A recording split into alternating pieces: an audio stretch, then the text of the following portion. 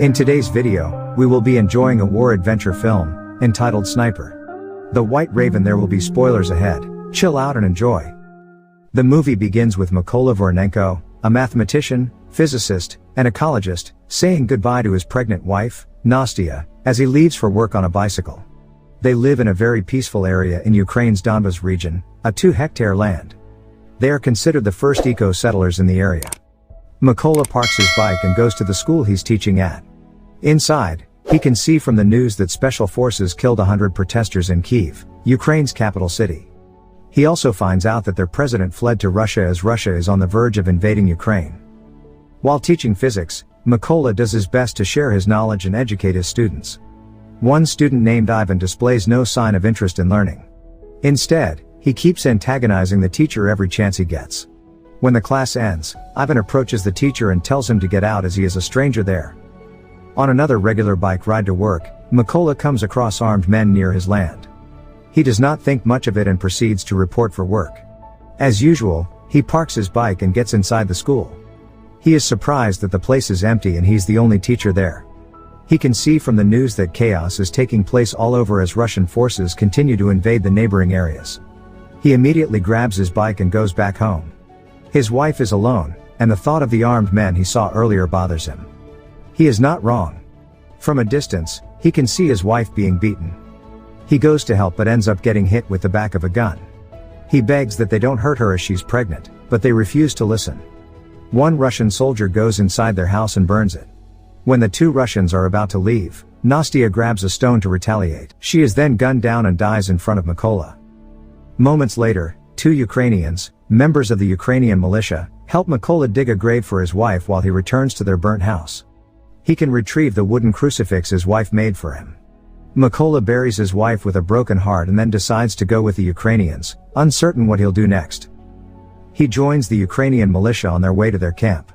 The leader does not trust him, thinking that he can be a spy. He expresses his intention to join them and drive the Russians out of their country. He is then given a chance to train with them, but being a pacifist, he has little knowledge about guns and is having a hard time with the training. A woman shows him how to disassemble and assemble a gun. He is determined to learn. One night while doing some physical conditioning, Mykola assures his officer that he is no longer a pacifist. He also prefers the codename the Raven. He is reminded that codenames are earned. The training is new and challenging for him, but he is committed to equipping himself with all the knowledge and skills in order to take revenge. The trainees are told that there are not enough snipers at the front. When asked who wants to volunteer to be trained, only very few show interest. Mykola stands up and expresses his desire to step up to the challenge. The officer asks him to sit down as he can't even disassemble and assemble a gun in time. Mykola asks that he is given a chance to prove that he can. He assures the officer that he can finish it in 20 seconds. An AK-47 is laid on the table by the officer. To the surprise of everyone, Mykola blindfolds himself and starts to disassemble the gun. He then assembles the parts back smoothly. The time is just 18 seconds. Instead of laughter, he gains applause this time. Mykola is now admitted to being trained as a sniper. During training, Mykola is surprised to receive a different gun from the rest of the trainees. He refuses to leave as he finds it unfair not to get the same weapon. He demands to also get an SVD-63, a semi-automatic designated marksman rifle, the same rifle that the other trainees get. This does not sit well with the personnel in charge. Mykola has no other choice than to embrace what he has. The trainees are told to remain invisible under any circumstances. Part of the test is for the trainer to shoot a few inches from them. If they react, they will fail. Most trainees fail the test. Mykola does not flinch despite the loud noise and the risk involved in this training. Another is for their scope to be covered once the target is sighted. Mykola misses. Even if he knows that he does not have the best weapon, Mykola does not use it as an excuse. When the training focuses on computation, Mykola impresses the lieutenant colonel as he is able to calculate the answer before his fellow trainees can. His being a mathematician comes in handy. Mykola passes the sniper's training. One day, Mykola is told by the lieutenant colonel to pack his things. He is part of the team to be sent to a checkpoint that has been captured by the Russians. The team immediately secures its position. Each sniper has its own target. When they are about to execute their plan, a car heads toward the checkpoint. The lieutenant colonel stops them from shooting. The couple in the car are asked to come out of the car and present their passports. Once cleared, they are allowed to leave, but the guy's passport is kept. The guy wants his passport back, but the Russian who took it refuses to hand it back to him. This results in a commotion. The girl is slapped, and the guy gets shot with a gun. The lieutenant colonel gives them the go signal to shoot. All the Russians are then killed. The lieutenant colonel congratulates the team on their first successful mission. When they return back to their command post, Mykola looks for his friends and fellow trainees. He's told that they are on a separate mission. Later on, he finds out that one of them is brutally killed by a sniper. One day, the team is sent on a mission again. Explosives are set up, and the trigger is concealed with a leaf. When the Russians are getting closer, Mykola is surprised to see his former student with them. Ivan, the student who was always antagonizing him. All the Russians are killed when the explosives are detonated, including Ivan. The lieutenant colonel tells Mykola to not feel that bad as Ivan made his decision. While resting, the lieutenant colonel grabs a photo of his family. Mykola asks if he can take a look at it. The officer tells him that his two daughters don't know the nature of his job. He has an agreement with his wife to keep his job with them. What they know is that he is on a business trip. The lieutenant colonel sees the crucifix he's been carrying. He asks if it's an amulet. Mykola tells him that it symbolizes family to him. Ukrainian forces secure the trenches by the border while the snipers are in position. It's just a matter of time before Russian forces will pass by.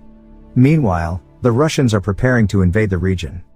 Mykola sees the man who killed his wife from his scope. He asks for permission from the lieutenant colonel to shoot. He is told to stand down. Mykola asks for permission again as he has a perfect shot. He is too eager to go for it at this point. The request is turned down, but Mykola can't afford to miss this opportunity. He squeezes the trigger and hits the Russian in the neck. The Russian is killed. The officer is disappointed that his order was ignored. Without their knowledge, a Russian elite sniper named Sari is also in a position to spot their location. The lieutenant colonel spots Sari. He tells Mykola where the sniper's location is, but the Russian is too fast to react. The officer is then killed. Mykola now knows that their location is compromised. He puts the officer's dead body on his back as he braves the onslaught of the Russians. He finds a trench and covers it for safety. He manages to make it out alive, but the officer is not as lucky. He feels a tremendous amount of guilt for the death of the officer who always believed in him and who gave him the chance to serve.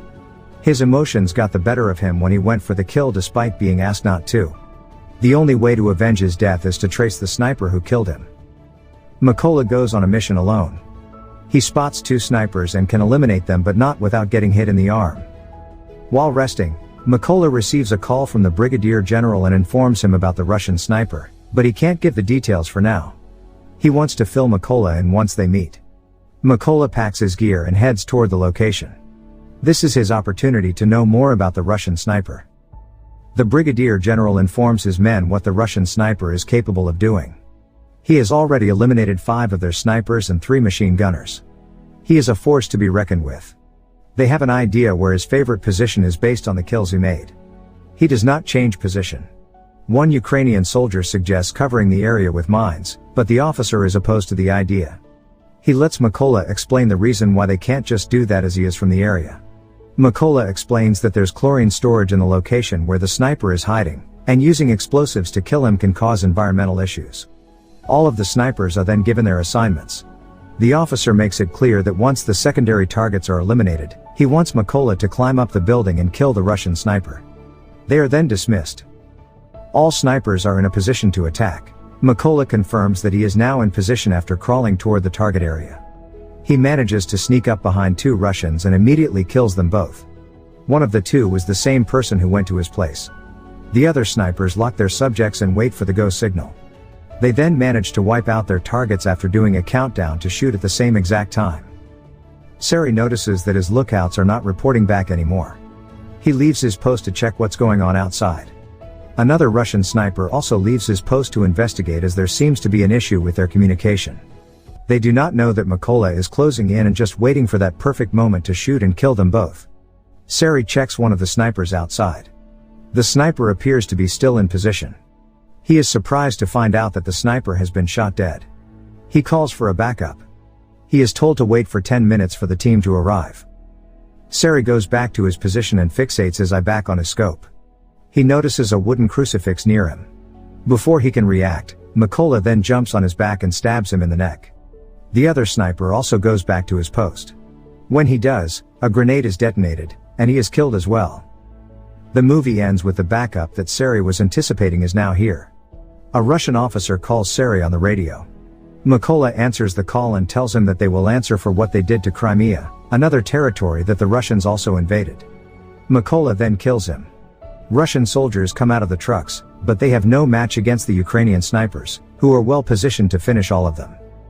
When the smoke clears, Mikola goes back to his place and visits the grave of his wife. While his mission to avenge her death is completed, the job is not done yet. Thanks for watching. Subscribe for more videos like this and help the channel grow.